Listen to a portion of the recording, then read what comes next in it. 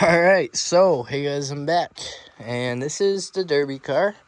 Afterwards, I will insert more videos, but it was a lot worse. This is after we have fixed everything, because I did make it to Monday. So I made 4th place. Last hit I ran into someone, because I didn't know they were out. I don't even know if they were out. I don't think they were out. I think they were still running. But either way, I ran into someone and then got crushed.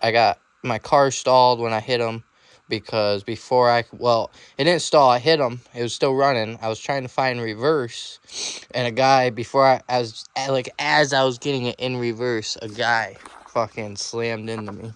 All right, so I got a bit distracted there. I had JB Weld leaking down onto my belt, so I will start going over all that we had to do afterwards. So this whole front was pushed into the engine. Engine was pushed back a little bit, I do believe. I don't know what happened there, but this coolant hose right here that comes from the, I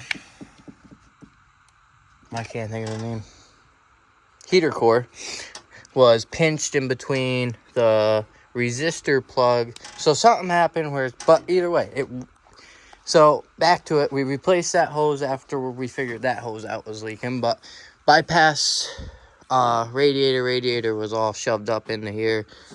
All right, back to it. So a guy last night asked for any advice.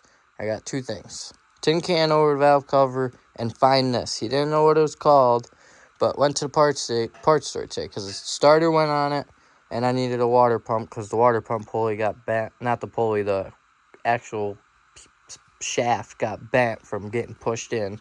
So replaced the water pump, brand new water pump in there. And then, like I said, was saying last night, a guy from Derby told me about this. Didn't have no real part, but it was off a Dodge Dakota. And surprisingly enough, we ran into a guy at a parts store that was buying this exact thing for his Derby car. So funny thing, that store sold that guy the last one. Ran back to the parts store I got the starter from. Got that. They didn't have the cap. Ran back to the other parts store. They had the cap. So, but that ended up working out. So radiator's completely bypassed.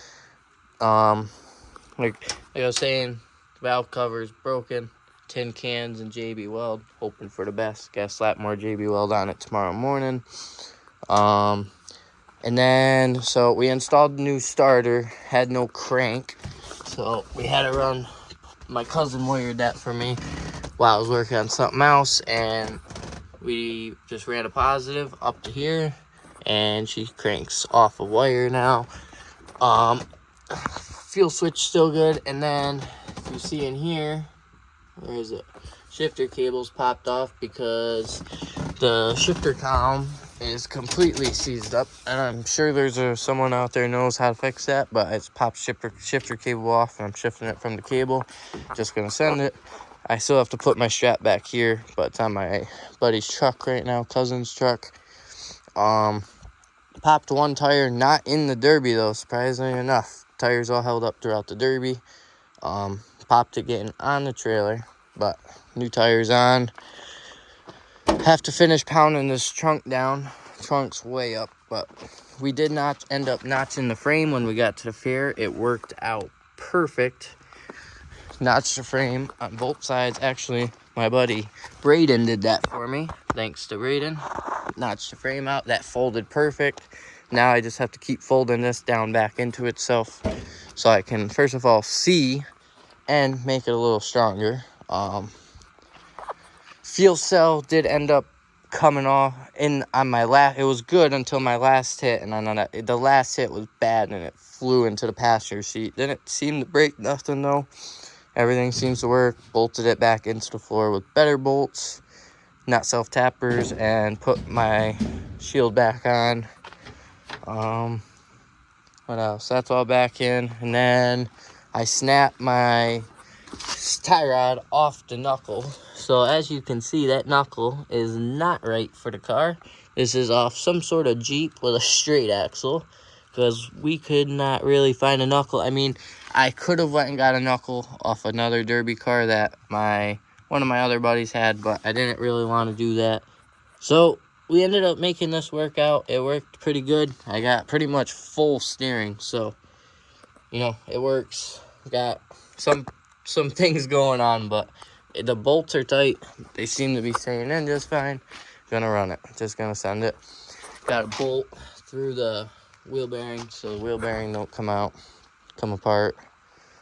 What else? Who knows? There's probably a million different things, but show you the top of the hood quick because that's pretty cool. Shout out to my cousin's mom. She made me that sticker for the hood, and then all my buddies' girlfriends decorated the car as we're still working on it at the Derby. There's stuff all over it. But I think that's gonna be about it for this video. I just wanted to show you guys everything I got done. Door pads in. I don't remember what I showed you guys in the last end of that video, like all in that video, but door pad is in. I don't know if I showed you guys that, but also, like I said, I got a strap that goes in the back seat here, straight across. Gotta put that in tomorrow. Chain the hood down, and we are gonna send it for the Grand Slam. So yeah, I'm trying to make this video a little long because this is gonna be just this video. I'm gonna post this one, but what else? I'm trying to think. I'll post the video of the Derby. I got some videos of the Derby. I don't know if I told you guys in this video already, but I placed 4th. Last hit was, I don't think I ever finished telling you about the last hit. I don't know. But my last hit, I went into someone straight head on, and then two different really built cars slammed right into the back of me and pushed my whole, car I was pushed against again in the front went right over and pushed all that in as they were pushing me from this way. So that's what happened there. But I think that's going to be it to this video. And I will update you guys after the Grand Slam, I guess. So thank you guys for watching. Peace. Also, wish me luck. Grand Slam tomorrow. Fonda, New York.